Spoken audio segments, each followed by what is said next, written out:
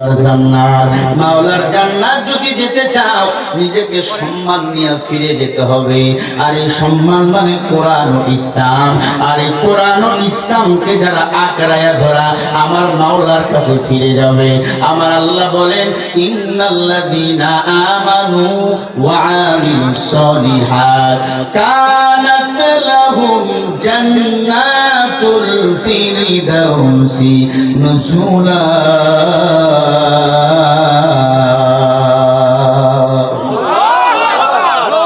বলেন সূরা কাহফ 16 নম্বর পারা 108 নম্বর আয়াত। আল্লাহ বলবে যারা ঈমান আনার পর বেশি বেশি না আমল করবে আমি আল্লাহ তাদেরকে জান্নাতের মেহমান বানাবো। ওই জান্নাতের নাম হলো জান্নাতুল ফিরদাউস। বলেন সুবহানাল্লাহ।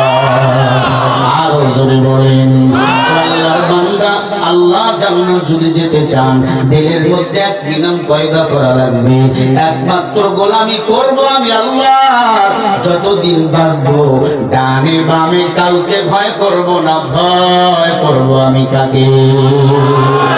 ইয়া আইয়ুহাল্লাযীনা আমানু তাকুল্লাহ ওয়া কুনু মা'আস সাদিকিন।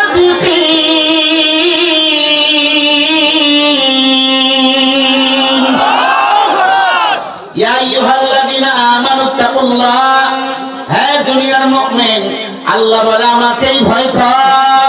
কাকে? আরো জোরে বলেন কাকে? আল্লাহ বলে আমাকেই ভয় কর। ওয়া কুনু মুজারির সিগা, সব সময় সব সময় সব সময় সত্যবাদী আল্লাহওয়ালাকে বন্ধু বানাও।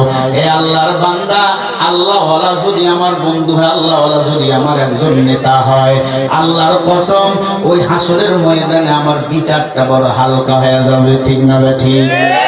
আল্লাহ রাব্বুল আলামিন বলেন فأنجيناه وأهله إلا امرأته كانت من الغابرين।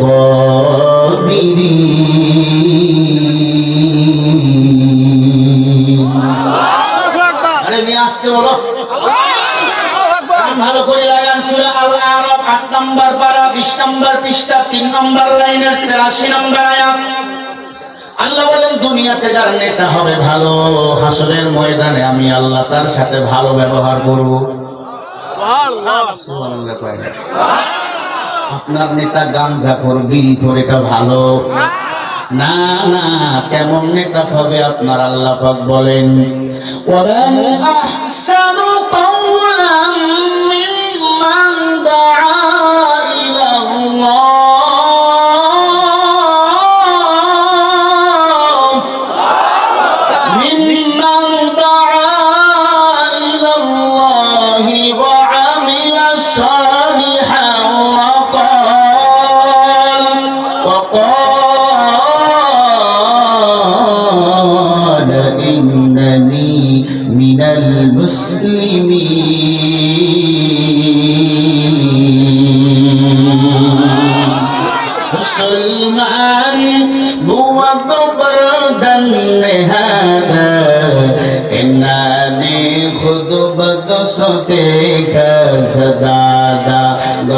सूरत आदमी इंसाबुदो अहमदो जहले है के साबुदो आदमीरा आदमी असलादना उसमेरा दर बुना बासुस है समा।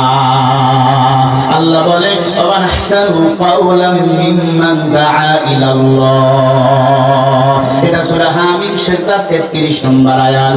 আল্লাহ বলে তার চেয়ে ভালো কথা, উত্তম কথা কার হতে পারে? যে নিজে ভালো কাজ করে, মানুষকে ভালো কাজের দিকে আহ্বান করে, ভালো কাজ করে। একজন ইমাম, একজন আলেম, একজন মুয়াজ্জিন, একজন মসজিদের খাদেম, এদেরকে অনেকেই সমাজে আজকে মূল্য দিতে চায় না।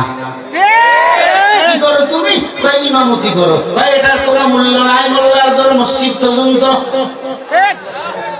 এই পাগলা, মক্কাতুল মুকাররমায় ছিলাম 15 দিন, উমরা করার জন্য গেলাম। আমার একটাই টার্গেট, আল্লাহর ঘর খানায় কাবা বাইতুল্লাহ ধরে আমি কান্না করব। আল্লাহর ঘরের চোখ যখন লাগছে পুরো দিনের মধ্যে কম্পন সৃষ্টি হয়ে গেছে। এটাই তো সেই আল্লাহর ঘর বাইতুল্লাহ, যেই ঘর ভাঙার জন্য জালিম বাদশা আবরাহা পাগল হয়েছিল।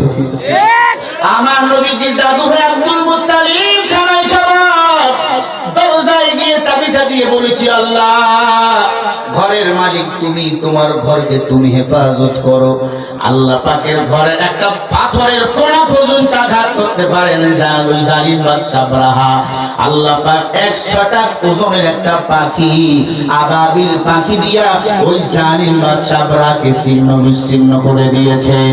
আর বাংলাদেশে আলেমদের উপরে যারা নির্যাতনের স্টিমরোলার চালাও, আল্লাহর কসম এই জমিনে যত আলেমদের উপরে নির্যাতন চালাও না কেন, একটা মাদ্রাসা, একটা মসজিদ, একটা কোরআনের প্রতিষ্ঠান বন্ধ হবে না। দিনে দিনে কোরআনওয়ালারা বাড়তেই থাকবে, কারণ কোরআনওয়ালাদের হেফাজত করবেন কে?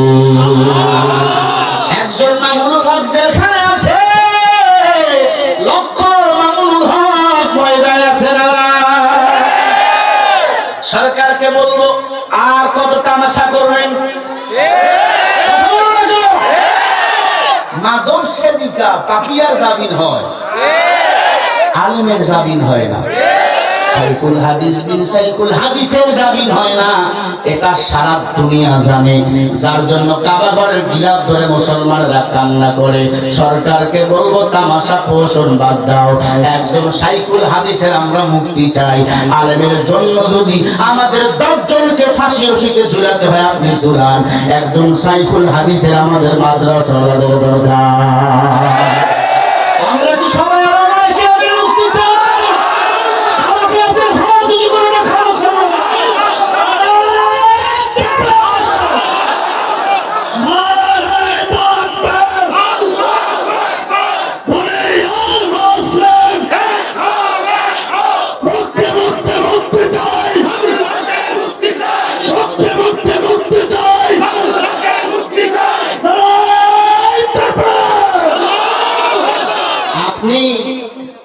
দিন অপরাধ নিরপরাধ আলেমদেরকে জেলখানায় রেখে আল্লাহর ঘর বাইতুল্লাহ যতই সুমাদার লাভ নাই।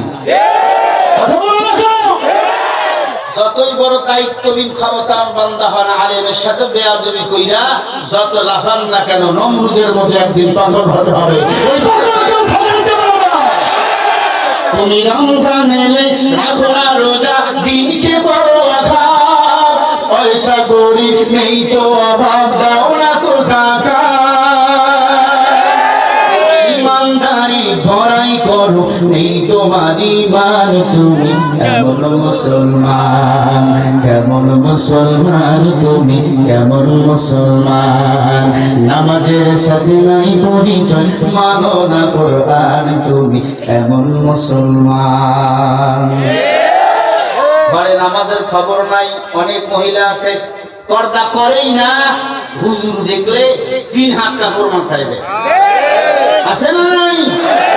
এটা ইমানদার না বেঈমান? অনেক মানুষ নামাজ পড়েই না, রমজান আসলে এমন জুব্বা গায়ে দেয় মনে হচ্ছে কুতুবে রব্বানি, আছে না নাই? এমন মানুষও আছে। মসজিদের বিরাট সভাপতি সুদের টাকায় ব্যবসা করে, তোর সুদের টাকার ব্যবসা কবুল হয়েছে ঠিক, কিন্তু তোর নামটা আমার আল্লাহর জান্নাতে কবুল হয় না। তুমি রমজান এলে রাখো না রোজা, দিনকে করো আঘাত, পয়সা করি নেই তো অভাব, দাও না তো যাকাত। তুমি ইমানদারি ভরাই করো, নেই তোমার ঈমান, তুমি এমন মুসলমান।